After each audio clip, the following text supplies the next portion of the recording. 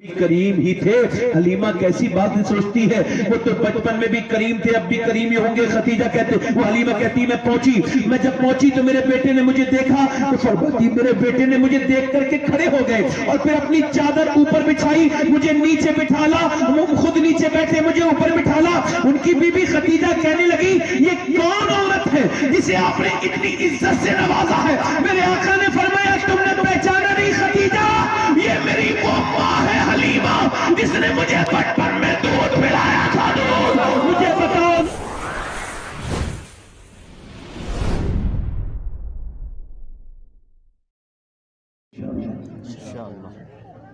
میں کیا کہہ رہا ہوں, جنہیں مرنا ہے میری تقریر سنتے جائیں.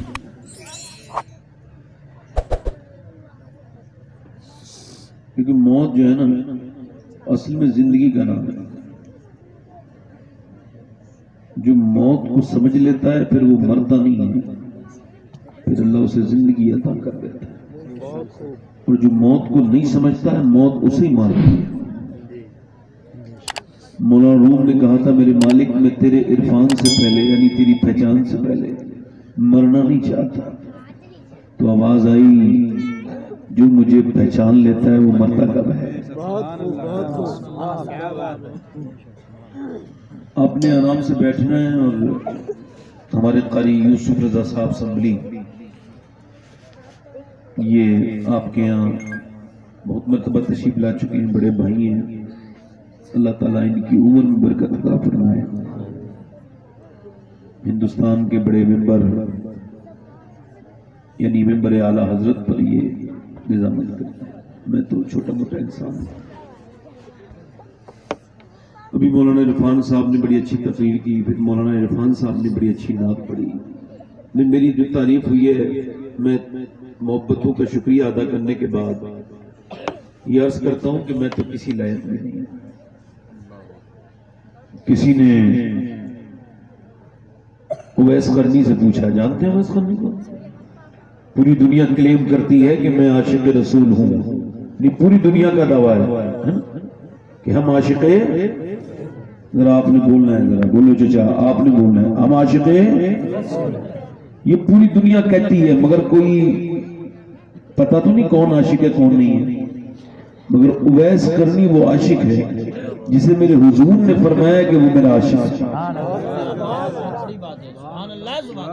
اویس قرنی سے کسی نے پوچھا بھئی آپ کا نام کیا ہے؟ تو کہنے لگے اگر اللہ, میرا نام اللہ کا بندہ. صاحب آپ کا نام کیا ہے؟ کہ اللہ کا بندہ نام ہے. تو کوئی نام تو ماں باپ نے رکھا ہوگا نہیں, کوئی تو نام ہوگا نا. تو رونے لگے. فرمایا کہ اگر اللہ مجھے بخش دے تو میرا نام اویس قرنی ہے, اور اگر میں نہ بخشے جاؤں تو پھر میرا کیا نام ہے. پوچھا اویس قرنی سے کسی نے کیا حال ہے؟ کہنے لگے اگر جہنم سے بچ گیا تو حال اچھا ہے, اور اگر نہیں بچا تو کیا حال ہے. اللہ کے میرے حضور نے فرمایا کہ قیامت کے دن حضور فرماتے ہیں کہ اللہ روکے گا, اویس تو رک جا, تو جنت میں نہ جا. اویس قرنی کہیں گے مالک میں, ڈر جائیں گے تو وہ ڈر جا کے کھڑے ہو جائیں گے. رب فرمائے گا اویس ابھی تو نے نہیں جانا ہے, میں نے تجھے تیری ماں باپ کی خدمت کا صلہ دینا ہے, اب تو اکیلا مت جا, بلکہ یہ ادھر جتنے بھی جہنمی ہیں نا اس سب پہ جہنم واجب ہو چکی ہے. تو ذرا اپنی انگلی کا اشارہ کر دے, میں تیرے صدقے میں سے جنت دینا چاہتا ہوں. یہ اویس قرنی کی بات کر رہا ہوں میں آپ سے. ہمیں تو جنت کا پروانہ کہاں کسی نے دیا ہے, اعمال تو جہنم والے ہیں. آپ نے آرام سے سننا ہے اور خاموش سے نہیں سننا ہے. رات زیادہ ہو گئی ہے, بول کے سننا ہے. تھوڑا میں بولوں گا, تھوڑا آپ بولیں گے, تو برا تو نہیں مانیں گے. ایک بار سبحان اللہ کے مہینے میں 90 نیکیاں ملتی ہیں. اگر آپ کے پاس زیادہ نیکیاں نہیں ضرورت نہ, پھر بھی سبحان اللہ کہیے, اور یہ نیکی مجھے ثواب پہنچا دیجیے, اس کا مجھے دے دیجیے.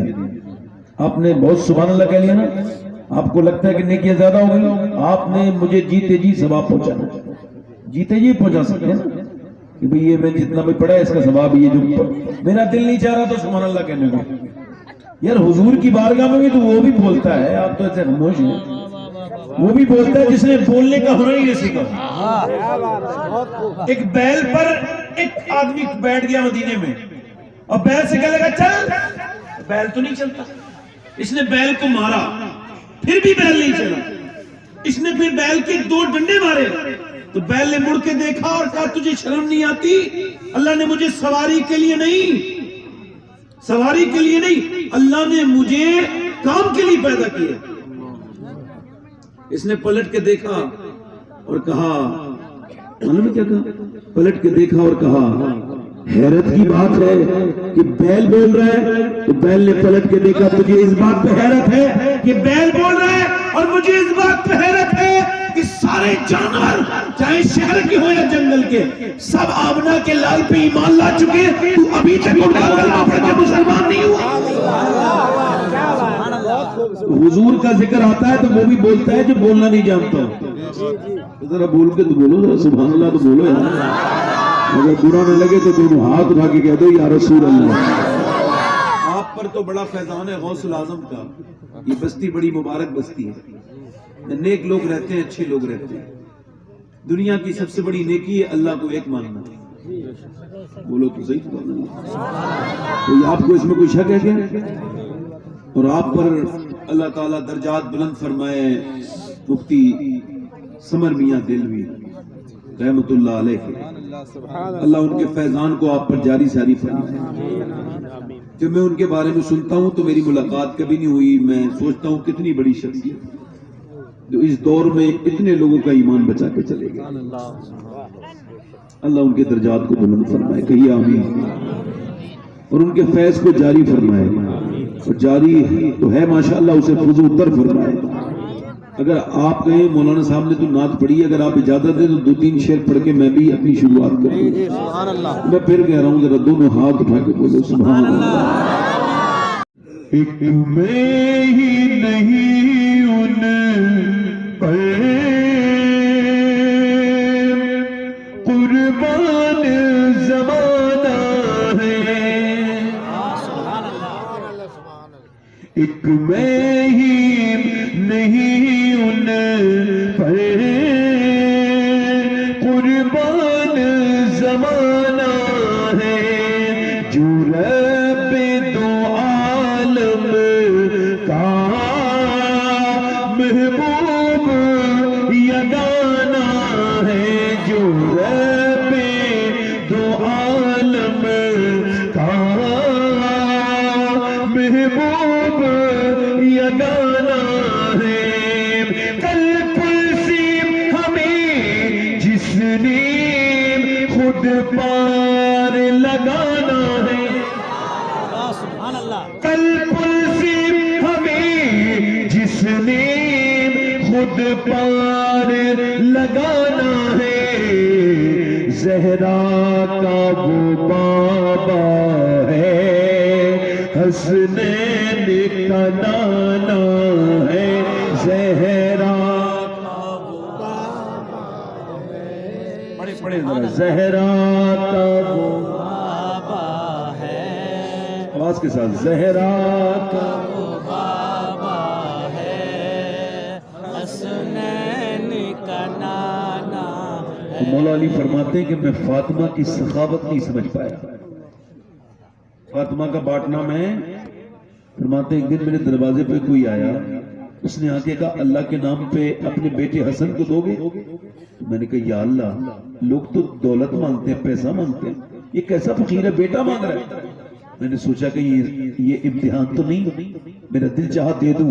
پھر میں نے کہا نہیں علی, تیرا اکیلے کا حق تھوڑی ہے, تیری بی بی فاطمہ کا بھی تو حق ہے. کہتے میں اندر گیا, میں نے جا کے کہا فاطمہ ایک آدمی ہے اللہ کے نام پہ حسن کو مانگ رہا ہے, میں بڑا پریشان ہوں, دے دوں؟ تو سیدہ فاطمہ نے کہا آپ پریشان کیوں ہوتے ہیں, ایسا کریں حسن اپنی طرف سے دے دے اور حسین میری طرف سے دے دے. پڑھو ذرا, زہرا کا وہ بابا ہے, حسنین کا نانا, او در زہرا پھیلائے ہوئے دامن در زہرا پر پھیلائے ہوئے دامن ہے نسل کریموں کی لجپال گھرانہ ہے نسل لجپال گھرانہ ہے۔ حضرات میں اپنی تقریر کو شروع کر رہا ہوں چونکہ رات زیادہ ہو گئی ہے، میں آپ کے جذبے کو دیکھ کے شکایت نہیں کرتا ہوں۔ قاری صاحب نے فرمایا تھا، جو بھی قاری یوسف صاحب کہہ رہے تھے ان کی اپنی مرضی، ان کی محبت ہے، مگر میں تھوڑا سا یہ ہے کہ یہ چاہتا ہوں نا کہ میری تقریر وقت پہ ہو جائے، ویسا تو سب چاہتے ہیں، غلط میں غلط چاہتا ہوں کیا؟ میری آج کی تقریر صرف ایک ذات ہے، صرف ایک ذات، چونکہ عورتیں میری بہنیں بہت بیٹھی ہیں، میں چاہتا ہوں ہلکے ہلکے ایک ذات کے بارے میں بتایا جائے، ہے نا؟ پوری دنیا کا سکون کہاں ہے؟ اے بچوں خاموش ہو جاؤ بیٹے، بزرگوں کو سننے دو، خاموش ہو جاؤ بیٹے، بولنا نہیں ہم نے، اچھے بچے ہیں ماشاءاللہ، بہت اچھے بچے، بھائی کو کم کریں بھائی، مائک والے بھائی ہیں، ان کو کم کر کے آواز ٹھیک کریں، ہاں بولے نا، پوری دنیا کا سکون کہاں ہے؟ مدینے میں، ہے نا؟ میرا سکون مدینے میں، آپ کا سکون مدینے میں، مولانا کا سکون مدینے میں، مولانا کا سکون مدینے میں، یہ تو میاں عام لوگ ہیں، سعادت سرکار تاج شریعہ کا سکون مدینے میں، مفتی اعظم کا سکون مدینے میں، اعلیٰ حضرت کا سکون ہمیں اے رضا تیرے دل کا پتہ چلا بمشکل در روضہ کے مقابل تو ہمیں نظر تو وہ ہمیں نظر تو آیا، اعلیٰ حضرت کا سکون مدینے میں ہے، خواجہ معین الدین چشتی کا سکون مدینے میں ہے، قطب الدین بختیار کاکی کا سکون مدینے میں ہے، نظام الدین اولیاء کا سکون مدینے میں ہے، میرا دل تڑپ رہا ہے، میرا جل رہا ہے سینہ، یہ دوا وہیں ملے گی، مجھے لے چلو سر مدینہ، اللہ اکبر، سرکار غوث العظم کا سکون مدینے میں ہے، مولا علی کا سکون مدینے میں ہے، حضرت سیدنا عثمان ذو النورین کا سکون مدینے والے کے پاس ہے، حضرت سیدنا عمر فاروق اعظم کا سکون مدینے والے کے پاس ہے، حضرت عمر فاروق اعظم کا، حضرت ابو بکر صدیق کا سکون مدینے والے کے پاس ہے، سب کو مدینہ جا کر ہی سکون ملتا ہے، اور سارے صحابہ کو سکون مدینے والے کے پاس ملتا تھا، عرض کی یا رسول اللہ سارے لوگوں کو سکون تو اللہ نے آپ کے پاس رکھا ہے، آپ کا سکون کہاں ہے؟ تو میرے حضور نے فرمایا اللہ نے میرا سکون میری بی بی خدیجہ کے پاس رکھا ہے، سبحان اللہ، سبحان اللہ، خدیجۃ الکبریٰ، سبحان اللہ، تقریر کا عنوان ہے خدیجۃ الکبریٰ، کون؟ سیدہ پہلی ماں، یہ تو جو ہے یہ علماء اکرام کی ترتیب ہے کہ مردوں میں ابو بکر صدیق، بچوں میں مولا علی اور عورتوں میں سیدہ خدیجۃ الکبریٰ، یہ ترتیب ہے، ورنہ جس دن اسلام آیا اسی دن کلمہ پڑھنے والی کا نام خدیجۃ الکبریٰ ہے۔ پیچھے والے بھی بولو ذرا، جس دن اسلام آیا اس دن کلمہ پڑھنے والی کا نام خدیجۃ الکبریٰ ہے، پہلی مومنہ کا نام، جس نے پہلے دن کلمہ پڑھا۔ میں آج یہ اہمیت بتانا چاہتا ہوں، میرے حضور جب تقریر کرتے تھے مدینہ شریف میں تو آپ صلی اللہ علیہ وسلم کی تقریر ہوتی تھی 3 دن ایک ہفتے میں، اور 2 دن عورتوں کے لیے تقریر کرتے تھے، 1 دن مردوں کے لیے۔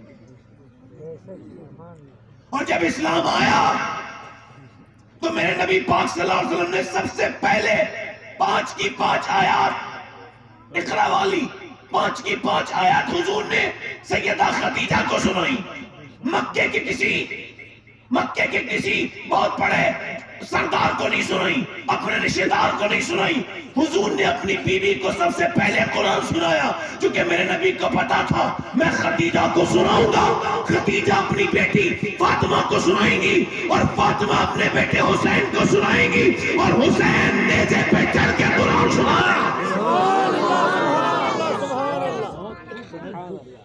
پہلی ماں سیدہ خدیجۃ الکبریٰ پورے عرب کی سب سے مالدار عورت. یہ خاص پوائنٹ ہے میری تقریر کا, میری بہنوں کو آپ کو سب کو بتا رہا ہوں. عرب ان کا لقب تھا ملکہ عرب. کیا لقب تھا؟ عرب کی سب سے مالدار عورت. نہ اتنا کسی کے پاس اونٹ ہیں, نہ اتنے کسی کے پاس بکریاں ہیں, نہ اتنا کسی کے پاس سونا ہے. پورے عرب کی سب سے مالدار عورت خدیجۃ الکبریٰ. تو اب یہاں پر یہ بات میں کہوں گا کہ صرف انہیں مالدار کہہ کے ان کا حق ادا ہو جائے گا؟ نہیں, میں کہتا ہوں ایک معنی میں تو پوری دنیا میں کوئی عورت ان کے آس پاس نہیں ٹھہر سکتی. آپ کی نظر میں کوئی ایسی فضیلت مآب عورت ہو تو آپ مجھے ضرور اطلاع کریں. خدیجہ وہ ہے جس کے داماد کا نام مولا علی مشکل کشا ہے, بیٹی کا نام فاطمہ الزہرا ہے, نوازوں کا نام حسین اور حسن مجتبیٰ ہے, اور شوہر کا نام محمد مصطفیٰ ہے. ماشاءاللہ سبحان اللہ. اللہ کرے آپ کے سمجھ میں آ جائے. کچھ کیا آ رہی ہے تو پیچھے کو نہیں آ رہی ہے, نہ بولے تو صحیح سبحان اللہ. خدیجہ کون ہے؟ ان کے نوازوں کا نام, اور بولو تو صحیح, حسن حسین. آج حسین کی نانی کا ذکر ہو رہا ہے. کس کا ذکر ہو رہا ہے؟ حسین کی نانی کا ذکر ہو رہا ہے, ملکہ عرب کا ذکر ہو رہا ہے, خدیجۃ الکبریٰ کا ذکر ہو رہا ہے. ان کا ذکر اس وجہ سے کر رہا ہوں تاکہ میری بہنیں بھی سمجھیں اور آپ بھی سمجھیں, اور اس کا ثواب انہی بزرگ کو پہنچے گا جن کا انتقال ہوا ہے. اللہ ان کی مغفرت فرمائے. کیا نام تھا ان کا؟ محمد پرتاپ صاحب. اللہ تعالیٰ ان کی بخشش فرمائے. تو بات کیا کر رہا تھا؟ خدیجۃ الکبریٰ کی شادی حضور کے ساتھ جو ہوئی ہے, مجھے بتائیں یہ کوئی اتفاق ہے؟ نہیں, حضور کے ساتھ جو شادی ہوئی ہے, نہیں, یہ اتفاق نہیں ہے. ذرا غور کریں اس وجہ سے کہ میرے رب نے اپنے حبیب کو, پیارے محبوب کو, سنو, اپنے حبیب کو اللہ نے یار بھی چن چن کے دیا اور رشتہ دار بھی چن چن کے دیا. نہ یاروں کا جواب, نہ رشتہ داروں کا جواب. اگر رشتہ داروں کی بات کرو تو حسن حسین رشتہ دار ہے, مولا علی رشتہ دار ہے, اور اگر یاروں کی بات کرو تو عثمان یار ہے, ابو بکر یار ہے, عمر یار ہے. نعرہ تکبیر, نعرہ رسالت. جب تک سورج چاند رہے گا. خدیجۃ الکبریٰ. کیا کہہ رہا تھا میں؟ اللہ نے اپنے حبیب کو یار بھی چن چن کے دیے اور رشتہ دار بھی. اور سیدہ خدیجۃ الکبریٰ کی شادی حضور کے ساتھ ہو جانا یہ کوئی اتفاق نہیں ہے. نہیں, شیخ محقق شیخ عبدالحق محدث دہلوی فرماتے ہیں, اور آپ نے واقعہ آپ نوٹ کرتے ہیں, آپ فرماتے ہیں سیدہ خدیجہ بیان کرتی ہیں کہ کعبے میں میلہ لگتا تھا ایک سال میں ایک مرتبہ, جس میں صرف جس میں عورتیں ہوتی تھی, مرد کوئی نہیں ہوتا تھا. وہ میلہ سال میں صرف ایک مرتبہ لگتا تھا. فرماتی اس میلے میں ایک مرتبہ میں شامل تھی. فرماتی میں نے دیکھا کہ میں کعبے کے قریب تھی تو ایک آدمی آیا, اس کے پاس کپڑے تھے اور وہ کپڑے اس کے پھٹے ہوئے تھے, اس کے ہاتھ میں ایک کتاب تھی اور بال اس کے بکھرے ہوئے تھے, رنگ اس کا سانولا تھا, بوڑھا آدمی تھا.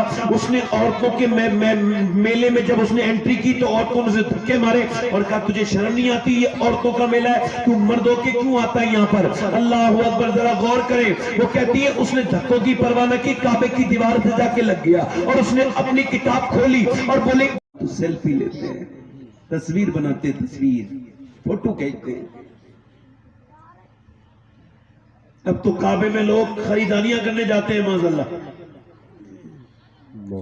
اب تو لوگ کعبے میں جاتے ہیں معاذ اللہ تو کعبے کو پیٹ کر کے فوٹو بناتے ہیں. میرے شیخ محی الدین عبد القادر جیلانی غوث الاعظم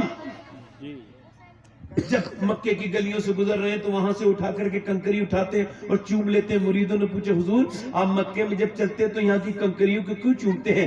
آپ کی آنکھوں میں آنسو ہے. فرمایا اس وجہ سے کہ میرے نانا 53 سال مکے کی گلیوں میں گزرے ہیں, کیا پتا کس پتھر پہ میرے نانا کا پاؤں لگ گیا ہو, کس کنکری کو میرے نانا سے نسبت حاصل ہو. اللہ اکبر. جب کوئی کہتا تھا پڑھیے لبیک اللہم لبیک لبیک لا شریک لک لبیک, پڑھیے لبیک پڑھیے. حضرت امام زین العابدین امام حسین کے بیٹے سے امام حسن اور امام حسین تو انہوں نے 25 حج کیے پیدل. کتنے؟ مکے سے مدینے سے مکے آتے تھے پیدل 450 کلومیٹر اور پھر واپس جاتے تھے 450 کلومیٹر اور 100 کلومیٹر ہوتا ہے حج پیدل اگر کرو تو. کسی نے پوچھا امام حسین سے اور امام حسن سے آپ دونوں بھائی پیدل حج کیوں کرتے ہیں, آپ سواری پہ کیوں نہیں بیٹھتے؟ تو آپ فرماتے اللہ عظیم ہے, اس کے عظیم گھر میں مجھے عظیم گھر میں سواری پہ جاتے وقت شرم محسوس ہوتی ہے کہ یار ہم اس کے گھر میں جائیں تو بھی سواری پہ جائیں. گنہگار کوئی سواریوں پہ جاتے ہیں. لوگوں کو میں نے مدینے میں دیکھا تصویریں کھینچی ہوئی, جہاں حضور کا روضہ وہی تصویر کھینچ لیجیے, پیچھے گنبد خضرا تصویر بنی ہوئی ہے. آپ کو پتا ہے شیخ محقق نے لکھا ہے, فرماتے ہیں کہ جب اللہ کے رسول صلی اللہ علیہ وسلم کی بارگاہ میں کوئی حاضری کرتا ہے تو حضور اکبر صلی اللہ علیہ وسلم جب وہ سلام کرتا ہے تو حضور گردن شریف اٹھا کے اسے جواب دیتے ہیں. سبحان اللہ سبحان اللہ سبحان اللہ سبحان اللہ. حضور گردن اٹھا کے جواب دیتے ہیں. اور یہ کیا کر رہا ہے؟ سیلفی بنا رہا ہے. میرا امام یوں امام نہیں ہے. بریلی کی اعلیٰ حضرت مدینے کی گلیوں میں جا رہے, کتے نے پوچھ ہلا کے کچھ کھانے کو مانگا, آپ نے کچھ خرید کے اسے دے دیا. اس کے بعد رونے بیٹھ گئے. علامہ ضیاء الدین مدنی کہتے ہیں میں اعلیٰ حضرت کے قریب گیا, میں نے کہا اے امام عشق و محبت آپ رو کیوں رہے؟ تو آپ فرمانے لگے اس وجہ سے رو رہا ہوں, پا رہے دل بھی نہ نکلا دل سے تحفے میں رضا, ان سگانے کو سے اتنی جان پیاری واہ واہ. کہتے ہیں میں اس وجہ سے رو رہا ہوں کہ مدینے کا کتا تھا, ہندوستان کا کتا نہیں تھا, یہ مدینے کا کتا تھا. اس کا حق تو یہ تھا احمد رضا بریلوی کہ تو اپنا کلیجہ کاٹ کے اس کو دے دیتا, اس کا پیٹ بھر دیتا, تیری جانی تو چلی جاتی, مگر تو نے مدینے کے کتے سے اپنی جان کو زیادہ پیارا سمجھا. ان سگانے کو سے اتنی جان پیاری واہ واہ. کہیں فرماتے خوف ہے سما خراشی ہے سگے تیبہ کا, ورنہ کیا آتا نہیں نالا فغا ہم کو. فرماتے مجھے ڈر ہے کہیں میرے رونے سے مدینے کے کتوں کے کان پہ کوئی برا اثر نہ پڑ جائے, ان کے کان نہ چھل جائے. ورنہ فرماتے کہ احمد رضا سے رونا نہیں آتا ہے. اللہ تمہیں کبھی مدینے لے کے چلا جائے, میں بتا رہا ہوں, تو کبھی مدینے میں تصویر مت بنانا, وہاں تو جا کر کے کہنا مجرم بلائے آتے ہیں جاؤ کا ہے گواہ. پھر رکھو کب یہ شان کریموں کے گھر کی ہے سرکار, ہم گواروں میں طرز ادب کہاں, ہم کو تو بس تمیز یہی بھیک بھر کی ہے. لبا ہے آنکھیں بند ہے پھیلی ہے جھولیاں, کتنے مزے کی بھیک تیرے پاک در کی ہے. آسی بھی ہے کہیں پہ یہ طیبہ ہے زاہدو, مکہ نہیں تمیز جہاں خیر و شر کی ہے. اور سرکار ہم گواروں میں طرز ادب کہاں, ہم کو تو بس بدتمیز یہی بھیک بھر کی ہے. یقین جانو کعبہ اور مدینے میں جاؤ تو تصویر مت بنانا, کیونکہ مکہ اور مدینہ تصویر بنانے کی جگہ نہیں ہے, تقدیر بنانے کی جگہ ہے. سیدہ خدیجہ کہتی میں نے دعا مانگی, توجہ ہے کہ نہیں؟ دیکھو بھائی چچا اٹھ کے نہ جاؤ, اٹھ کے جاؤ گے تو تقریر پھر ختم کر دوں گا, ہے نا. میں ابھی تک بوجھ اپنے گھر والوں پہ بھی نہیں بناؤں, تو آپ پہ کیا بوجھ بنوں گا؟ میں تو شام کے 8 بجے آ گیا تھا, اگر آپ کو دیر لگ رہی ہے تو میں ختم کر دیتا ہوں. میں سیدہ خدیجہ کی بات ہی تو ہے, میں کہیں اور سنا دوں گا جا کے, یہ دکان کہیں اور لگ جائے گی. توجہ ہے نہیں؟ آپ بہت اچھا سن رہے ہیں, رات کے وقت میں بھی بہت اچھے لوگ ہیں ماشاءاللہ. کوئی اٹھے گا تو پھر تقریر بیچ میں رکے گی اور اس کا عذاب اسی پہ پڑے گا. وہ بہت بات ہے جو ڈسٹرب کرے گا, ہے نا. ایک بار ایک چیل آ گئی اور انہوں نے لکھا ہے اخبار اخیار میں, شیخ محقق, یہ انہوں نے شیخ عبدالحمد دہلوی نے, اور ماتے چیل آ گئی, چیل بولنے لگی. اب غوث پاک تقریر کر رہے, چیل بول رہی ہے, ڈسٹرب ہو رہا ہے, لوگ دیکھ رہے ہیں چیل کی طرف. آپ نے دیکھا ایسا کر کے جلال کی نگاہ سے, علامہ قہر ہے غوث وہ تیکھا تیرا, مر کے بھی چین سے سوتا نہیں مارا تیرا. ایسے کرتے ہیں پٹ سے نیچے گر جاتی ہے چیل، اور چیل نیچے گری، دو ٹکڑے ہو گئے، دو ٹکڑے ہو گئے تو میرے شیخ نے پھر تقریر پوری کی نا، اس کے بعد چیل کو اٹھایا، اٹھ جا، وہ اٹھ گئی، فرمایا سن میرا نام عبد القادر ہے، آج کے بعد میں تقریر کروں نا تو ادھر سے گزر کے جائے تو آواز مت کرنا، بولنا نہیں، اس بار زندہ کر رہا ہوں، اگلی بار زندہ نہیں کروں گا۔ تیری چڑیاں ہیں میں تیرا دانا پانی، تیرا میلہ تیری محفل ہے، وہ جو ہے کہ نہیں؟ سیدہ خدیجہ کہتی ہے میں نے دعا مانگی ہے کعبے کے مالک، خدیجہ کی جھولی میں اس محبوب کی محبت، فرماتی ہے میں رات کو سوئی تو میں نے خواب میں دیکھا، فرماتی میں رات کو سوئی تو میں نے کہا خواب میں دیکھا، فرماتی کہ میری خواب میں رات کو جب سوئی تو میں نے خواب میں دیکھا میرے گود میں ایک سورج آیا ہے، اور وہ سورج آنے کے بعد میرے پورے گھر میں چھایا، اس کے بعد پورے مکے میں چھایا، پھر میرے گھر میں آ گیا۔ کہتے میں نے برقہ بن نوفل سے سوال کیا، میں نے کہا کہ میں نے ایسا خواب دیکھا ہے، میں نے سورج کو دیکھا ہے زمین پہ آتے ہوئے، اور اس زمین کے سورج نے پھر میرے گھر میں روشنی کی ہے، میرے گھر کا کمرہ نور ہو گیا، گھر کا چپا روشن ہو گیا۔ سیدہ خدیجہ فرماتی ہے برقہ بن نوفل نے کہا اگر تیرا خواب سچا ہے خدیجہ تو تیرے گھر میں اللہ کا حبیب آئے گا۔ فرماتی وہ وقت گزرتا چلا گیا، میں ایک بار بیوہ ہوئی، دو بار بیوہ ہوئی، میرا باپ مر گیا، میرا بھائی مر گیا، کہتی اب مجھے پریشانی ہونے لگی، مکے کے لوگ میری ساتھ تجارت کرتے تھے نا تو میری بکری کو چرا لیتے تھے، میرے اونٹ کو چرا لیتے تھے، مجھے نقصان ہونے لگا۔ کہتی میں نے ابو طالب کو بلایا، میں نے کہا ابو طالب آپ میری مدد کیجئے۔ ابو طالب کہنے لگے کیوں؟ کہنے لگے میں کسی کے ساتھ اپنا جب قافلہ بھیجتی ہوں تو میرے قافلے کو نقصان ہوتا ہے، میرے ٹور کو نقصان ہوتا ہے، کوئی میری بکری بیچ دیتا ہے، کوئی اونٹ کو گما دیتا ہے، چوری کرنے کے بعد بیچنے کے بعد وہ کہتا ہے وہ کھو گیا، وہ گم ہو گیا، وہ مر گیا۔ آپ کو پتہ ہے مکے کے لوگ کتنے بدترین ہیں، تو جناب ابو طالب کہنے لگے اے خدیجہ سنو میں تو مکے کے باہر تک نہیں جا سکتا، بوڑھا آدمی ہوں، میں تیری کیا مدد کروں گا؟ کہا میں نے آپ کو آپ کے لیے نہیں بلایا۔ کہا میں نے سنا ہے آپ کا ایک بھتیجا ہے جو پورے دن مزدوری کرتے ہیں اور شام کو اپنی مزدوری کے پیسے لا کر کے غریبوں کے ہاتھ میں دے جاتے ہیں۔ کہا بات تو بالکل ٹھیک ہے۔ کہا وہ کسی پریشان کی پریشانی نہیں دیکھ سکتے۔ کہا بات ٹھیک ہے۔ کہا وہ مسافروں کو کھانا کھلاتے ہیں۔ کہا ٹھیک ہے بات۔ کہ میں آپ کے اسی پیارے بھتیجے کی بات کر رہی ہوں۔ سیدہ خدیجہ کہتی جب میں نے کہا تو انہوں نے کہا بڑا غیرت مند ہے میرا بیٹا، ویسا آئے گا نہیں میرا بھتیجا۔ فرماتی میں نے ایک قاصد بھیجا اور ایک پھر اس کے بعد خادمہ بھیجی، اور پھر ابو طالب نے بھی کہا، کہتی پھر میں اس دن جب اپنے گھر میں کام کر رہی تھی، دھیان دے یاد رکھیے گا، دھیان سے سنیے گا، فرماتی اس دن میں جب جھک کے کام کر رہی تھی اپنے گھر میں تو میں نے وہی نظارہ دیکھا خواب والا۔ اب میں جاگتی بھی آنکھیں سے دیکھ رہی تھی کہ میرے پورے گھر میں نور ہی نور پھیل گیا، روشن روشن جگمگ جگمگ میرا گھر ہو گیا۔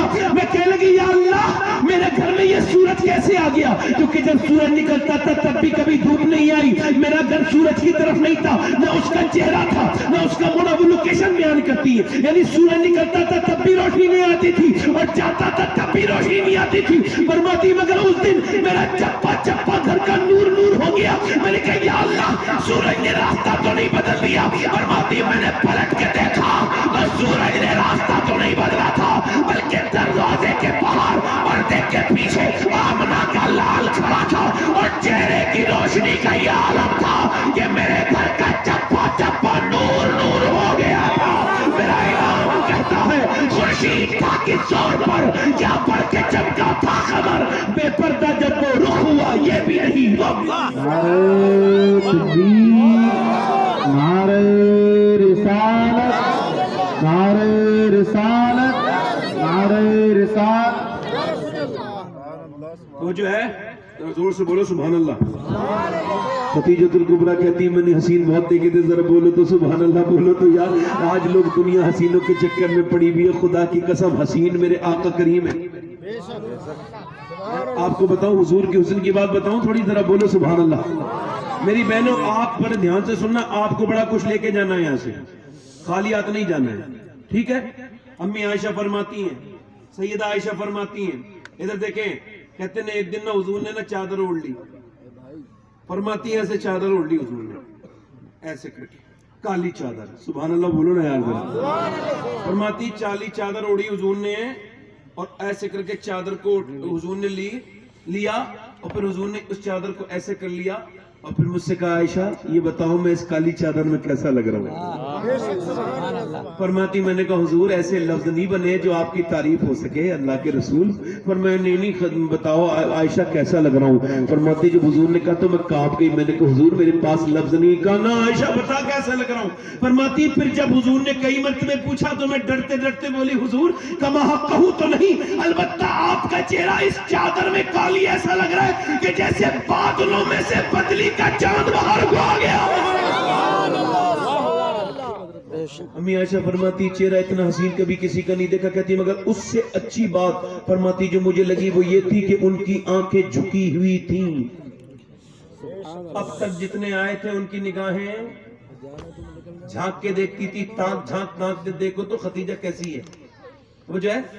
مگر یہ پہلا آدمی میرے گھر آیا تھا جس کی نگاہیں, اور بولو تو سبحان اللہ یار, نگاہیں جھکی تھی. تو نگاہوں سنتیں ہیں جھکانا نگاہیں. میرے بھائی یاد رکھنا جس کی نگاہوں میں حیا نہیں ہونا, یعنی جس کی زندگی میں اس کی نگاہیں اس کے کنٹرول میں نہ ہو, وہ بے حیا انسان ہوتی. اور بے حیا انسان کی نہ دنیا میں عزت نہ آخرت میں عزت. وہ کہتے ہیں حکیم لقمان کہتا ہے کہ جب تو کسی گھر جائے نا بیٹا اپنے, میں 8 نبیوں سے ملا 800 باتیں سیکھی. کتنی؟ اور اس میں سے ایک تجھے بتا رہا ہوں جو ضروری بات یہ ہے کہ جب حکیم لقمان نے کہا, حکمت والا آدمی نا حکیم لقمان, تو کہنے لگے میں تجھے بتا رہا ہوں بیٹے جب تو کسی گھر جائے نا تو ایک کام کرنا کہ اپنی نگاہوں کو ذرا کنٹرول میں رکھنا. اگر تو ایسا کرے گا تو اللہ تیرے دل میں نور پیدا کر دے گا, عبادت میں سرور پیدا کر دے گا, تیری عزت بڑھ جائے گی.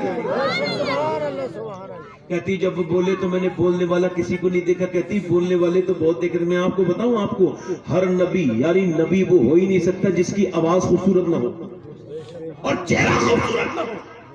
وہ نبی نہیں ہو سکتا جس کا چہرہ اور آواز, اور میرے نبی ان سارے نبیوں میں سب سے زیادہ. اور حضور کی آواز ایسی کسی کی آواز نہیں. حضور جب لب کشا ہوئے نہیں تو سیدہ خدیجہ فرماتی ہیں کہ جب وہ بولنا شروع ہوئے نا تو ایسا لگتا تھا کہ پھول جھڑنے لگے ہیں. سنا ہے بولے تو باتوں سے پھول جھڑتے ہیں. سرا کو بلایا, میں نے کہا دیکھ اس بار جس کے ساتھ میں بھیج رہی ہوں یہ عظیم المرتبت انسان ہے, ایسا نہ کرنا کہ کوئی بے ادبی کرے. وہ کہتا ہے میسرا میں تو تھا ہی غلام, مجھے تو میری مالکن بھیجتی یہ کہہ کہتی کہ غلام بن کے رہنا, مگر مجھے کیا پتا تھا اس بار اصلی والا غلام بن جاؤں گا. کہتا ہے میں گیا, اور میں جب وہ گیا میسرا, اور میسرا جب واپس آیا واپس لوٹ کے, میں چونکہ شارٹ کر کے بیان کر رہا ہوں, تو خدیجۃ الکبریٰ نے پوچھا بتا میسرا کتنا فائدہ ہوا. تو جناب سیدہ خدیجہ نے پوچھا تو میسرا رونے لگا, کہنے لگا مجھے آزاد کر دو. کہا کیوں؟ کہا اس وجہ سے کہ مجھے آج تک آپ نے جن کے ساتھ بھی بھیجا تھا وہ مجھے جوتیوں میں بٹھالتے تھے, میرے ساتھ ظلم کرتے تھے, تکلیف دیتے تھے, مگر میں پہلے انسان کے ساتھ گیا ہوں جنہوں نے پہلے مجھے کھلایا بعد میں خود کھایا, پہلے مجھے سلایا بعد میں خود سوئے. کہتی انہوں نے مجھے پورے سفر میں ڈانٹا نہیں. ہوئے بولو تو سبحان اللہ یار, پورے سفر میں ڈانٹا نہیں. کہنے لگا اور سنو خدیجہ, میں نے اتنا اچھا انسان آج تک اپنی زندگی میں نہیں دیکھا. انہوں نے مجھے اتنا پیار دیا ہے کہ میرے ماں باپ مل کے پوری زندگی میں اتنا پیار نہ دے سکے. اے خدیجہ ایسا کرو مجھے آزاد کر دو, میں اب ان کی غلامی میں رہنا چاہتا ہوں. خدیجۃ الکبریٰ بولی یہ بتا فائدہ کتنا ہوا.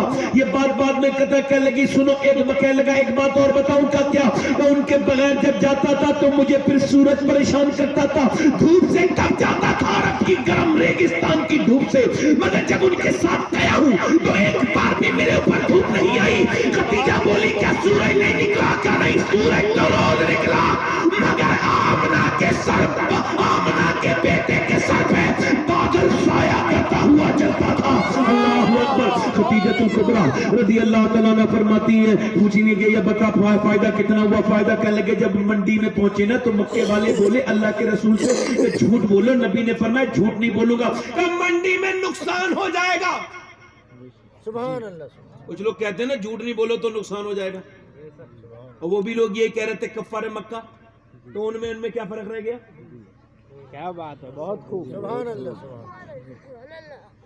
بھائی وہ یہ کہہ رہے ہیں کہ جھوٹ سے کاروبار بڑھتا ہے, اور آج کے کچھ معاذ اللہ مسلمان بھی یہ کہتے ہیں جھوٹ سے کاروبار بڑھتا ہے. اور میرے نبی نے فرمایا میں جھوٹ نہیں بولوں گا. کہنے لگے لات عزا کی قسم کھاؤ, فرمایا میں ان سے بیزار ہوں, میں نے قسم نہیں کھانی. پھر کہ میں تو سچ ہی بولوں گا. نقصان, فرمایا نقصان اور فائدہ میرے رب کے ہاتھ ہے. حضور اقدس صلی اللہ علیہ وسلم نے وہ کہتا ہے میں ذرا سنو خدیجہ، وہ سچ بولے مگر اس سچے نے منڈی کا نظام ہی بدل دیا. آج تک کسی جھوٹے کو اتنا فائدہ نہیں ہوا جتنا آمنہ کے لال کو فائدہ ہوا. خدیجہ کہتی میرے دل میں محبت تو تھی اور بڑھ گئی. بولو تو سبحان اللہ. میری بہنوں سے گزارش کرتا ہوں، میری بیٹیاں میری بہنیں ہیں، وہ میری بہنوں سے گزارش کرتا ہوں کہ دیکھو آپ کے لیے میں نے یہ پوری تقریر کا عنوان طے کیا، سیدہ خدیجہ. اگر آپ نے نہیں سنا تو آپ کو محرومی ہوگی، مجھے کوئی محرومی نہیں ہوگی، میں تو اپنا حق ادا کر رہا ہوں. خدیجۃ الکبریٰ کہتی میرے دل میں محبت بیٹھ گئی. اور لوگ پہلے مجھے بیچتے تھے پیغام، مگر میں منع کر دیتی تھی. پیغام کیوں بیچتے تھے؟ کہا کہ معلوم ہے مالدار ہونے کے لیے. اتنی مالدار ہونا تھی کون؟ کہتی میں نے پھر پیغام بھجوایا. کہتی میں نے پیغام بھجوایا. نفیسہ کہ اچھا کوئی اور ہوتا تو اچھل جاتا. خدیجہ کا پیغام آیا. میرے نبی کے پاس وہ پہنچی. نفیسہ کہنے لگی میری مالکن آپ سے شادی کرنا چاہتی ہے. حضور اقدس صلی اللہ علیہ وسلم نے ان کی طرف دیکھا اور فرمایا میں ایسے جواب نہیں دوں گا، پہلے اپنے چچا سے پوچھوں گا. یار یہ بتاؤ حضور اپنے چچا سے کیوں پوچھ رہے ہیں؟ حضور کو ضرورت ہے؟ بولو تو صحیح، حضور کو ضرورت ہے؟ کسی کے مشورہ کی ضرورت، مگر کیوں پوچھ رہے ہیں؟ تاکہ نوجوان لڑکے کہتے ہیں نا اپنی بغیر مرضی کی شادی کرنے میں کیا برائی ہے. کچھ نوجوانوں کو یہ بھوت سوار ہو گیا نا، مولانا صاحب بتاؤ ذرا ماں باپ کی بغیر مرضی کی شادی کرنے میں کیسا ہے؟ میں کہا صاحب حرام ہے، مگر جیسے شراب پینے سے نشہ ہو جاتا ہے ویسے نکاح بھی ہو جاتا ہے، مگر ہے تو حرام. جس ماں نے پوری زندگی پالا، 22-23 سال کا کر دیا، اسے خوشیوں میں شریک نہیں کیا. باپ نے اپنے پیروں کے جوتے توڑ دیے، اپنی جوانی پر برباد کر دی. بالکل کالی داڑھی سے سفید داڑھی ہو گئی. آج تو جوان ہوا تو اس کے بغیر شادی کر دیا، اس کا دل کتنا ٹوٹے گا. بہت خوب. اور ایسی شادیاں نہیں ہوتی، وہ بربادیاں ہوتی ہیں. آج تک جتنے بھی طلاق ہوتے ہیں وہ انہی لڑکیوں کے ہوتے ہیں جو اپنی مرضی سے شادی کرتی ہیں. اپنی مرضی سے شادی کرنے والی لڑکیوں کی زیادہ طلاقیں ہوتی ہیں. اللہ اکبر. محبت کہتے ہیں نا محبت ہو گئی. کیا کہتے ہیں؟ محبت نہیں ہوتی ہے. یہ جسمانی حوث کا نام لوگوں نے محبت رکھ دیا ہے. معاذ اللہ. بابا فرید الدین گنج شکر کے ایک آدمی رہتا تھا. اے بچے ہاتھ جوڑ رہا ہوں یار، چھپ جاؤ یار، تقریر کرنے دو یار، بات کرو. بابا فرید کے ایک نوکر رہتا تھا، وہ ایک نوکرانی پہ عاشق ہو گیا. آپ نے کہا بھئی میرا نیا مرید کہاں گیا؟ اس میں میرا رنگ نہیں چڑھا تھا، وہ کہاں گیا؟ کہنے لگا حضور وہ ایک کھانا بنانے والی پہ عاشق ہو گیا. آپ نے فرمایا بلاؤ. وہ آ گیا. آپ نے فرمایا بولو بھئی کیا بات ہے؟ کہنے لگا حضور نیند نہیں آتی. کہا اچھا بھوک بھی نہیں لگتی؟ اچھا. کہا حضور اب کوئی سکون نہیں ہے، اس کے بغیر چین نہیں ہے. آپ نے فرمایا پریشان کیوں ہے؟ میں 7 دن کے بعد تیرا نکاح کر دوں گا. کہنے لگا آپ تو بہت اچھے پیر ہیں. فرمایا ٹھیک ہے تو آ جا، دولہا بن کے آ جانا. وہ 7 دن کے بعد آیا. آپ نے اس عورت لڑکی کو کوئی دوا دے دی. اب 7 دن کے بعد جب آیا، اب وہ بالکل کمزور ہو چکی تھی، اسے دست آ گئے تھے. ایسی دوا دی تھی بابا فرید نے. تو یہ آئے صاحب دولہا بن کے. آپ نے فرمایا آ گئے بھائی؟ کہاں؟ فرمایا لاؤ بھائی ان کی دلہن کو. 2 عورتیں پکڑ کے لائیں. جب پکڑ کے لائی، وہ نہیں کمزور لاغر، چہرے میں گڈھے گڑے پڑے ہوئے ہیں، چہرہ بالکل جو ہے وہ مردہ ہو گیا، مرداری چھا گئی چہرے کے اوپر. یہ آ کر بولے عاشق بولے بھئی. آپ نے فرمایا یہ آپ کی وہی ہونے والی بیوی ہے؟ کہنے لگا نہیں حضور یہ وہ نہیں ہے جس سے میں محبت کرتا تھا. یہ وہ تو مجھے ہے کہ نہیں بھئی؟ یہ وہ نہیں ہے. آپ نے فرمایا دیکھ پہچانو وہی ہے. کہا حضور یہ وہ نہیں ہے. ارے کہا پہچانو بھائی یہ وہی ہے. کہا حضور یہ وہ نہیں ہے. آپ نے فرمایا تمہیں کیا نظر نہیں آ رہا؟ کہا حضور اس کی خوبصورتی کہاں ہے؟ یہ بتائیں اس کے چہرے کی سرخی کہاں ہے؟ اس کے جسم کی طاقت کہاں چلے گی؟ آپ نے فرمایا وہ ساری جو ہے نا وہ تو اس کی طبیعت خراب ہو گئی ہے، وہی عورت ہے. کہنے لگا حضور یہ وہ نہیں ہے. روتا ہوا باہر نکل گیا، نکاح نہیں کیا، واپس چلا گیا. آپ نے فرمایا ذرا اس کے باپ کو تو بلاؤ لڑکی کو. اب باپ آ گیا. باپ جب آیا تو اسے بتانے کی ضرورت نہیں پڑی. جا کے لڑکی کو پکڑ کے دیکھا اور دیکھنے کے بعد اپنی بیٹی کو اپنے سینے سے لگا کے رونے لگا. گا میری لاڈلی تجھے ٹھیک ٹھاک چھوڑ کے گیا تھا، یہ کیا ہو گیا؟ پھر بابا فرید کی طرف پلٹ کے بولا حضور میں نے آپ کے سامنے اپنی ٹھیک ٹھاک بچی بھیجی تھی، یہ کیا ہو گیا میری بیٹی کو؟ بابا فرید روئے، سارے مرید روئے، پورے رونا شروع ہو گیا۔ کسی نے پوچھا حضور آپ اتنا کیوں رو رہے ہیں؟ فرمانے لگے میں دنیا کو یہ بتانا چاہتا ہوں کہ یہ سچی محبت اس باپ کو ہے جو اپنی بیٹی سے ہے۔ اس نے اپنی بیٹی کو پہچان لیا بیماری کی حالت میں، اور اس مرد کا کیا بھروسہ، کیا پتا وہ شادی کے بعد بیمار ہو جاتی بچی تو اسے چھوڑ دیتا، کیا پتا اسے بھی جب اسے جان سے مار دیتا۔ کہ ایسا ہوتا نہیں ہے کہ لڑکیاں جا کر کے سسرال میں بیمار ہو جاتی ہیں اور میکے والے ان کا علاج کراتے ہیں، بولو ایسا ہوتا ہے کہ نہیں ہوتا ہے؟ بابا فرید فرمانے لگے لوگوں سچی محبت وہ نہیں ہے جو لڑکی لڑکے سے کرتی ہے یا لڑکا لڑکی سے کرتا ہے، سچی محبت تو وہ ہے جو باپ اپنی بیٹی سے کرتا ہے اور ماں اپنی بیٹی سے۔ سبحان اللہ سبحان اللہ سبحان اللہ، سچی محبت تو وہ ہے۔ اب سنیں حضور نے فرمایا کہ بھئی میں نے نکاح، اب حضور نے اجازت دی جناب ابو طالب سے، اجازت لے لی حضور نے، سبحان اللہ، اب نکاح شروع۔ آپ نے کبھی سنا ہے حضور نے کیوں اجازت دی؟ پتہ ہے حضور نے دنیا کو بتایا کہ دیکھو اجازت لے کرو، بڑوں سے پوچھو، یہ سنت بھی ہے، اس میں برکت بھی ہے، حکمت بھی۔ اب سنیں میری بات سنو، اب یہ سنیں غور کریں۔ اب حضور کی بارات جا رہی، آپ نے کبھی سنا ہے کسی بیوہ کے گھر کسی جوان آدمی کی بارات جا رہی کنوارے لڑکے کی؟ کیوں نہیں؟ کیونکہ ہمارے یہاں غیر مسلم والا معاشرہ ہے۔ کون سا معاشرہ ہے بولو؟ اب بیوہ کی تو کوئی شادی نہیں ہوتی، جیسے بیوہ کا بہت بڑا جرم ہے معاذ اللہ۔ آپ مجھے بتاؤ کیا بیوہ کا جرم ہے اسے بیوہ ہو جانا؟ بتائیں، آپ مجھے بتائیں ذرا۔ ایک بیوہ نے پھانسی لگا لی تو اس کی ماں نے پوچھا کہ اس کی لوگوں نے پوچھا تو نے پھانسی کیوں لگائی؟ تو بچ گئی تو کیا ہوا؟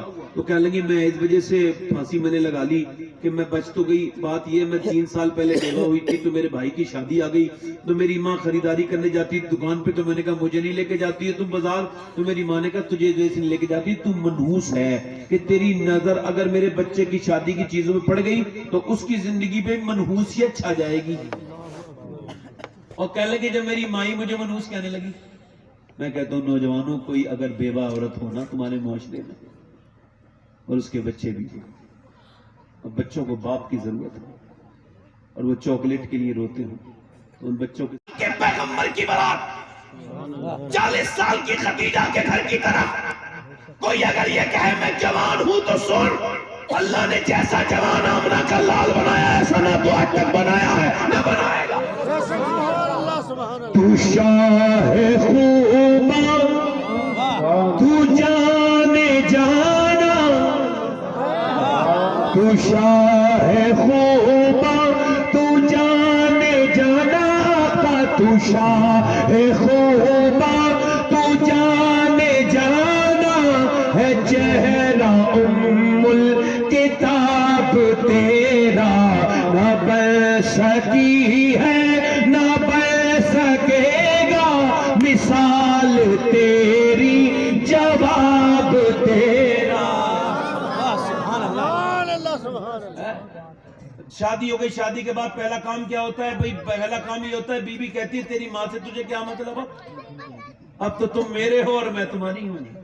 اس سے بے وقوف سے کہو ابھی تم ان کی ہو یہ تمہارے، ابھی یہ چاہے تو 3 اور لا سکتا ہے تیری طرح۔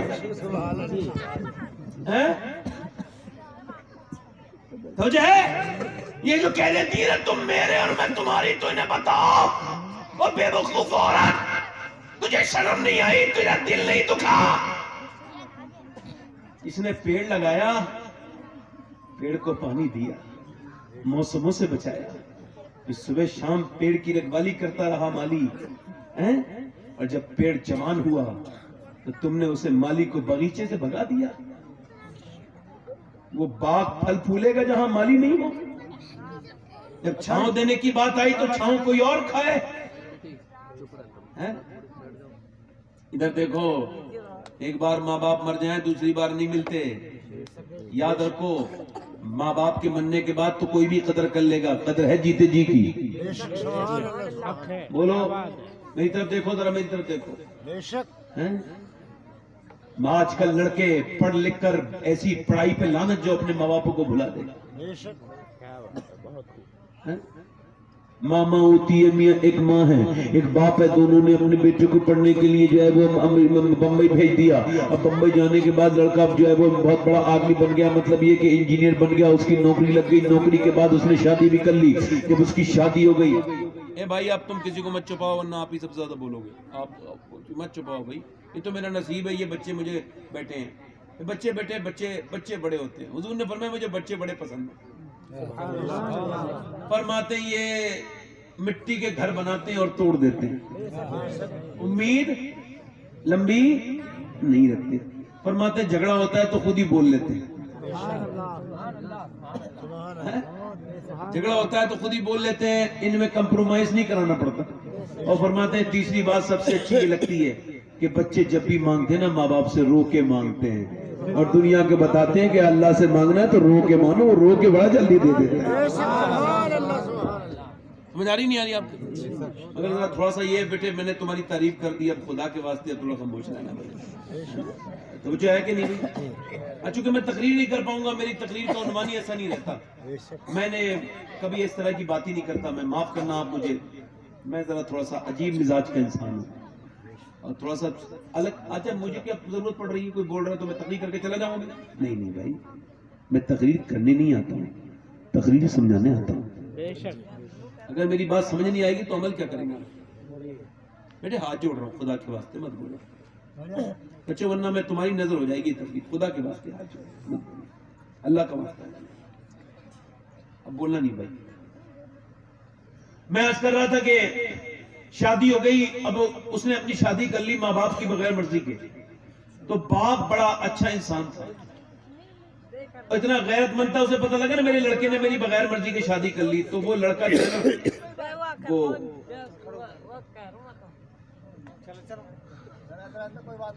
عبدالغفار بھائی چھوڑو انہیں, نہیں عبدالغفار بھائی یہیں بیٹھ جاؤ, آپ ڈراتے رہو سے بولے نا تو ذرا ہلکے سے کان پکڑ لینا. میں نے بچے بہت دیکھے ہیں مگر اتنی رات میں اتنی شیطانی کرنے والے بچے نہیں دیکھے. یہ ذرا بیٹے مہربانی ان کی, بڑی مہربانی, بڑے پکے بچے ہیں. میں نے بات کرنی ہے, میں بات کیا کر رہا تھا, دیکھو ماں باپ کا احترام جیتے جی کرو. تو شادی کے بعد کیا ہوتا ہے, ماں کو چھوڑ دیا. وہ کہتی ہیں حلیمہ سعدیہ فرماتی ہیں کہ میرا دل, مجھے جب پتا چلا کہ میرے بیٹے کی شادی ہو گئی ہے تو میرا دل بھی چاہا کہ میں اپنے بیٹے کے گھر جاؤں. فرماتی میں گئی, توجہ چاہتا ہوں, زیادہ لمبی میں نے تقریر کرنی نہیں ہے, ابھی انشاءاللہ تھوڑی دیر میں ختم کر دوں گا, آپ نے بڑے دھیان سے سننا ہے. خدیجہ وہ کہتی ہیں حلیمہ سعدیہ کہ میرا دل نے کہا کہ چلو میرا بیٹا اتنی مالدار عورت کا آدمی بن گیا, شوہر بن گیا, چلو اس سے مل کے تو ہم. پھر دل نے کہا نہیں تو ہے کون, تو خانہ بدوش عورت ہے, دودھ پلاتی ہے اجرت پر, کیا تجھ سے وہ اب بھی تجھے پہچان لیں گے؟ پہلے کی بات اور تھی, اب کی بات اور ہو گئی ہے. اب تو حلیمہ وہ پورے عرب کی سب سے مالدار عورت کے شوہر ہو گئے, انہیں تو دولت اب بہت مل گئی ہے, اب تو وہ بات بھی نہیں کریں گے. حلیمہ کہتی نہیں, پھر میرے دل نے کہا تو وہ تو بچپن میں بھی کریم ہی تھے. حلیمہ کیسی بات سوچتی ہے, وہ تو بچپن میں بھی کریم تھے, اب بھی کریم ہی ہوں گے. خدیجہ کہتے, وہ حلیمہ کہتی میں پہنچی, میں جب پہنچی تو میرے بیٹے نے مجھے دیکھا, تو فرماتی میرے بیٹے نے مجھے دیکھ کر کے کھڑے ہو گئے اور پھر اپنی چادر اوپر بچھائی, مجھے نیچے بٹھالا, خود نیچے بیٹھے مجھے اوپر بٹھالا. ان کی بیوی خدیجہ کہنے لگی یہ کون عورت ہے جسے آپ نے اتنی عزت سے نوازا ہے؟ میرے آقا نے فرمایا تم نے پہچانا نہیں خدیجہ, یہ میری وہ ماں ہے حلیمہ جس نے مجھے بچپن میں دودھ پلایا تھا. مجھے بتاؤ ذرا, میرے نبی کی نظر میں جب دودھ پلانے والی ماں کی ایسی عزت ہے تو پھر بتاؤ کہ جس نے 9 مہینے پیٹ میں رکھا ہوگا اس کی کتنی عزت ہوگی. اور اے میرے بھائیو ایک بات یاد رکھو, سنو, یہ میرے نبی نے دنیا کو بتا دیا کہ اگر تم یہ چاہتے ہو کہ تمہاری